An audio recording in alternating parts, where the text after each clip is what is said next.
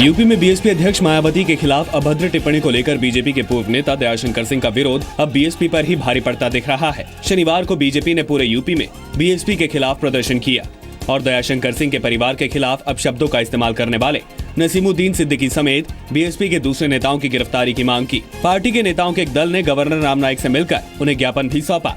आपको बता दें कि गुरुवार को लखनऊ में दयाशंकर सिंह के खिलाफ बीएसपी के विरोध प्रदर्शन में उनकी पत्नी और बेटी को लेकर अभद्र टिप्पणी की गई थी, जिसके बाद बीजेपी ने बेटी के सम्मान में बीजेपी मैदान में नाम से विरोध प्रदर्शन का ऐलान किया था।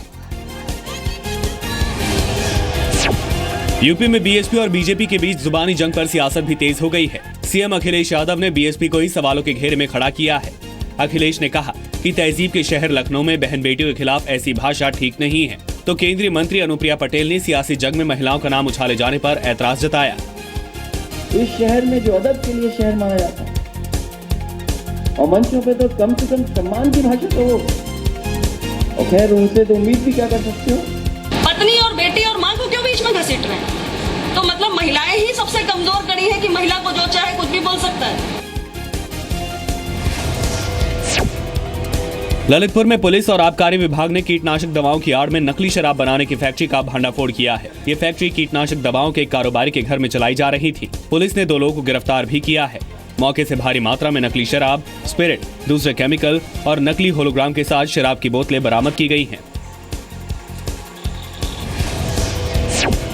अमेठी में सीजेएम कोर्ट ने एपी नेता कुमार विश्वास को जमानत दे दी है। दरअसल 2014 लोकसभा चुनाव के दौरान कुमार विश्वास के खिलाफ सरकारी काम में बाधा डालने और अवैध प्रचार सामग्री रखने समेत कई दूसरे आरोपों में केस दर्ज हुआ था, लेकिन कुमार विश्वास ने इलाहाबाद हाईकोर्ट में आरोप रद्द करने की अर्जी दी थी। लेकिन हाईकोर्ट की फटकार के बाद कुमार विश्वास ने शनिवार को सैकड़ों समर्थकों के साथ सीजेएम कोर्ट में सरेंडर किया था। यूपी में मऊ, बस्ती, बहराइच, गोंडा समेत कई जिले बाढ़ की चपेट में हैं। घाघरा, राप्ती समेत कई नदियां खतरे के निशान से ऊपर बह रही हैं। मऊ में घाघरा के तेज बहाव की वजह से नदी के किनारे मिट्टी का कटाव शुरू हो गया है, जिसकी वजह से खड़ी फसलें बर्बाद हो गई हैं। हालांकि हर साल इन इलाकों में नदी के कटाव से करोड़ों का नुकसान होता है, लेकिन इसका कोई स्थायी समाधान अभी तक नहीं निकाला जा सका है। Punjab and Haryana high court ने मुरथल गैंगरेप केस को लेकर हरियाणा सरकार को फटकार लगाई है। शनिवार को केस की सुनवाई के दौरान हाई कोर्ट ने कहा कि सरकार केस को लेकर गंभीर नहीं है। कोर्ट ने केस की जांच के लिए बने एसआईटी की ओर से बार-बार समय मांगने पर नाराजगी जाहिर की। इस बीच नायक मित्र ने प्रकाश सिंह कमेटी की रिपोर्ट का हवाला देते हुए केस की जाँच सीबीआई को सौंपने की अपील की। जज साहब ने कहा कि आप सिर्फ टाइम ले रहे हैं और आप कुछ कर नहीं रहे। अनुपम गुप्ता जी जो इसमें अमिकस क्यूरी हैं, उन्होंने कहा कि मैं इसमें सीबीआई प्रोब की डिमांड करता हूँ। जज साहब ने कहा कि आप हमें बेवकूफ बनाना बंद कर दीजिए।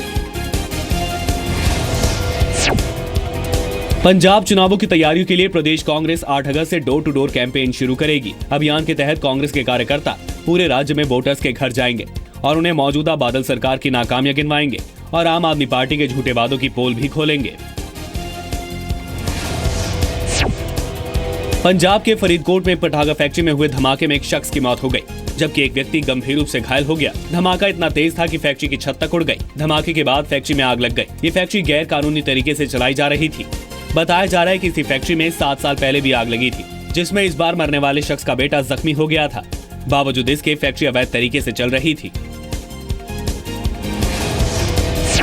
पंजाब के कई जिलों में इन दिनों पंजाब स्कूल शिक्षा बोर्ड की नकली किताबें धड़ल्ले से बाजारों में बिक रही हैं। शिक्षा बोर्ड की एक टीम ने पंजाब के अलग अलग शहरों में छापेमारी कर हजारों नकली किताबें जब्त की हैं। नकली किताबें मिलने के बाद बोर्ड ने अज्ञात आरोपियों के खिलाफ एफआईआर दर्ज कराई है।